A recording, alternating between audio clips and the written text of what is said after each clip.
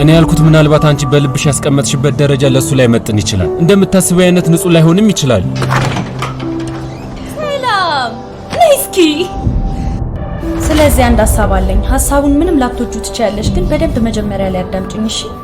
ይሄ B67 የቲቪ ማማ ነው። እኔ ዳን ከሞተ በኋላ ወጥቻለሁ። ግን ተስማምቻለሁ። ያልሽኝን ያ የጅል ማማሽን እንወጣዋለን። ይሄማ እብደት ነው። ስንቀርበው የበለጠ ትልቅ ይመስላል አይደል?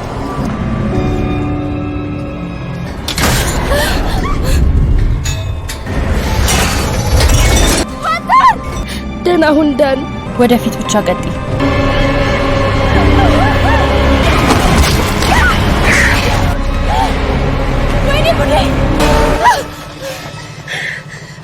እወድሃለሁ።